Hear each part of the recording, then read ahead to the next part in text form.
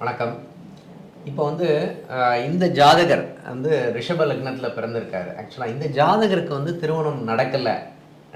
இப்போ வரைக்கும் வந்து 2022 வரைக்கும் திருமணம் நடக்கலை. ஏன் அப்படின்ற விஷயத்தை தான் நம்ம பார்க்க போகிறோம். ஆக்சுவலாக இப்போ பாரம்பரிய முறைப்படி வந்து எப்படி வந்து இது வந்து ஒத்து வருது அப்படின்றது பார்க்கலாம். இப்போ வந்து பார்த்திங்கன்னா இவருடைய லக்னம் வந்து விருச்சக லக்னம். லக்னாதிபதி வந்து இப்போ எங்கே உட்காந்துருக்காருன்னா 5ஆம் இடத்துல உட்காந்துருக்காரு. 5ஆம் இடத்துல நீச்சமாக இருந்தால் கூட வந்து புதன் சேர்ந்திருக்கிறாரு. நீச்சபங்க ராஜயோகம் அப்படின்ற ஒரு அமைப்பு வந்து கிரியேட் ஆகிடுது. ஆக்சுவலாக அப்போது புதன் சுக்கிரன் எல்லாம் நல்லா இருக்காங்களா அப்படின்னு பார்த்தோன்னா நல்லா இருக்காங்க அப்படின்னு நம்ம சொல்லலாம். அடுத்தது வந்து பார்த்தீங்கன்னா இங்கே 5ஆம் இடத்துல வந்து குரு இருக்கார். ஏன்னா ஏன் குருவை எடுக்கிறோம் அப்படின்னு பார்த்தீங்கன்னா இப்போ வந்து அவருக்கு ஓடிட்டு இருக்கிறது வந்து பார்த்தீங்கன்னா 2007 குரு தசை நடக்குது. ஆனால் அந்த குரு வந்து எங்கே பார்க்குறாருன்னு பார்த்தீங்கன்னா குரு வந்து 7ஆம் பார்வையாக வந்து 11ஆம் இடத்தை, லக்னத்துக்கு 11ஆம் இடத்தை பார்க்குறாரு. அப்போது வந்து இந்த குரு வந்து 11ஆம் அதிபதியாக தான் வேலை செய்கிறாரு. அப்போது வந்து ஒரு மன மகிழ்ச்சியை கொடுக்க வேண்டும் அப்படின்றது தான் உண்மை. ஆனால் இந்த இடத்துல வந்து பார்த்தீங்கன்னா லக்னத்துக்கு 9ஆம் இடத்துக்குரியவன் 10ஆம் இடத்துக்குரியவன் யார் அப்படின்னு பார்த்தீங்கன்னா சனி. அவரும் வந்து இங்கே 5ஆம் இடத்துல இருக்காரு. அப்போது இந்த பூர்வ புண்ணியம் சம்மந்தப்பட்ட விஷயங்கள் எல்லாமே வந்து நல்லா தான் இருக்கும் அப்படின்னு நம்ம எடுத்துக்கலாம். ஓகேங்களா? இப்போ இந்த மாதிரி குரு வந்து குரு தசை நடக்குது. குரு தசை வந்து 7ஆம் பார்வையாக வந்து 11ஆம் இடத்தை பார்க்கறதுனால இந்த இடத்துல வந்து திருமணம் நடந்திருக்கணும். அது நடக்கலை. ஏன் அப்படின்றது தான் வந்து ஒரு கேள்விக்குறியாக இருக்குது. நீங்கள் சொல்லலாம் வந்து இப்போ 7ஆம் இடத்துக்குரியவன் இந்த ரிஷப லக்னத்துக்கு 7ஆம் இடத்துக்குரியவன் செவ்வாய் நீச்சமாக இருக்கக்கூடிய ஒரு காலகட்டம் அப்படின்னு சொல்லலாம். ஆனால் ரிஷப லக்னத்துக்கு எப்போவுமே ராகு வந்து நல்லது தான் பண்ணுவார். அந்த ராகு வந்து பார்த்திங்கன்னா உங்களுக்கு 3ஆம் இடத்துல உட்கார்ந்துருக்கிறதுனாலும் சரி, இந்த செவ்வாய் வந்து நீச்சமாக இருந்தால் கூட செவ்வாய் வந்து நல்ல விஷயங்கள் தான் பண்ணுவார். அப்போ செவ்வாய் நீச்சமாக இருந்தால் திருமணமே நடக்காதா அப்படின்னு ஒரு கொஸ்டின். ஏன்னா செவ்வாய் நீச்சமாக இருக்கிறவங்க நிறைய பேருக்கு திருமணம் நடந்திருக்கு அப்படின்றதான் உண்மை.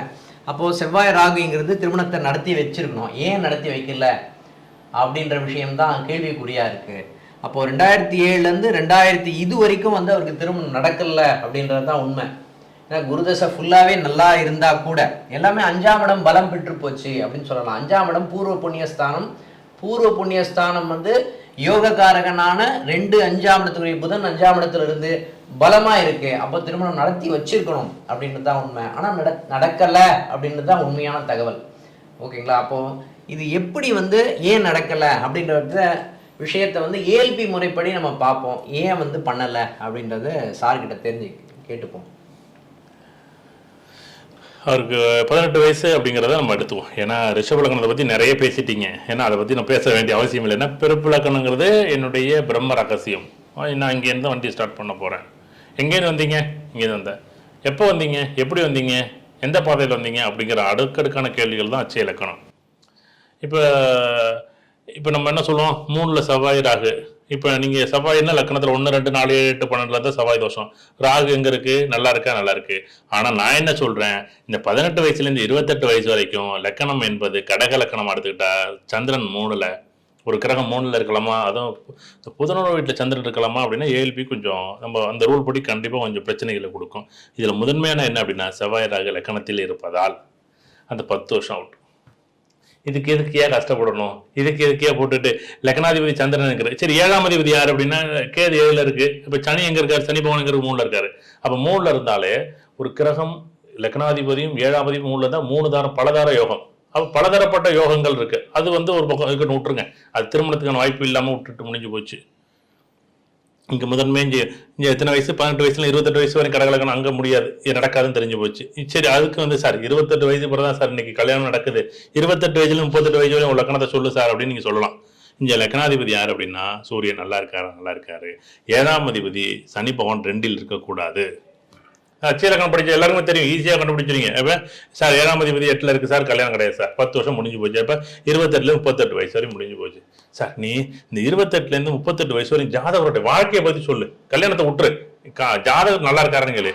லக்னாதிபதி யார் அப்படின்னா சூரியன். அங்கே நட்சத்திராதிபதியான கேது எங்கே இருக்க? 6ல் இருக்காரு.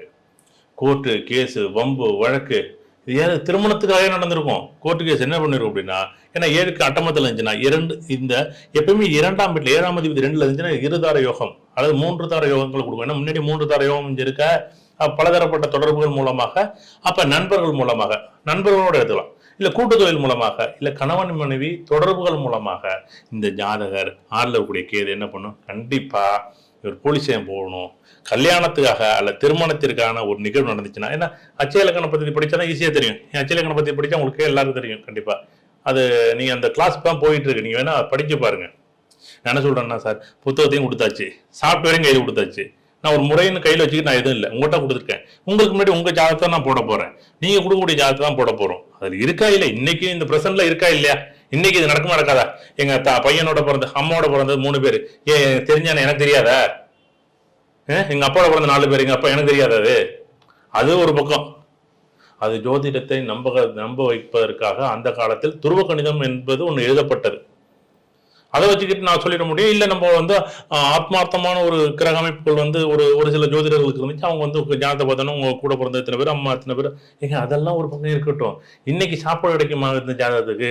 இந்த 28 வயசுலேருந்து 38 வயசு வரையும் லக்னாதிபதி பலமா இருந்தாலும் 7ஆம் அதிபதி அட்டமத்தில் இருப்பதால் பெண்கள் மூலமாகவே இந்த ஜாதகர் கோர்ட்டு கேஸ் வம்பு வழக்குன்னு 4 வருஷத்துக்கு அழிஞ்சிருப்பாருங்க. இந்த ஜாதகம் 4 வருஷம் அழிஞ்சிருப்பா, அங்கேயும் 10 வருஷம் 38 வயசு வரையும் இல்லை. சரி 38 வயசுக்கு பிறகுனாலும் கல்யாணம் நடக்க மாட்டான்னு கேளுங்க. எப்படி?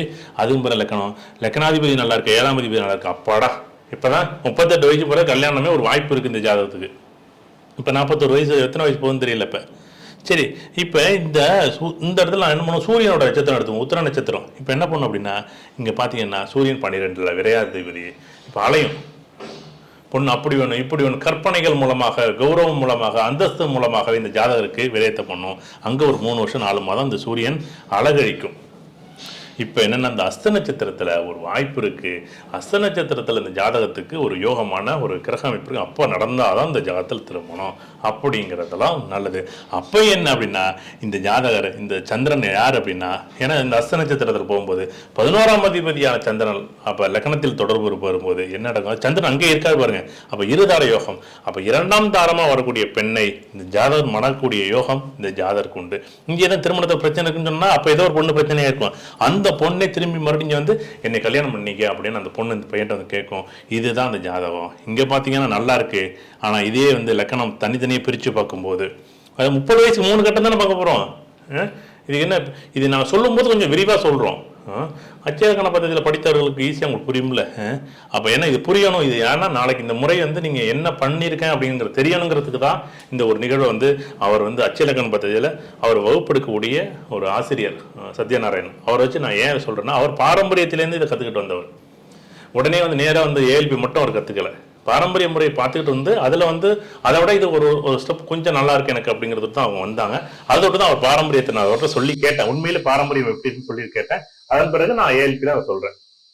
கண்டிப்பா வந்து இந்த அஸ்த நட்சத்திரம் அவருக்கு வந்து ஒரு திருமண வாய்ப்பை கொடுக்கணும் அப்படிங்கிறத நான் சொல்றேன்.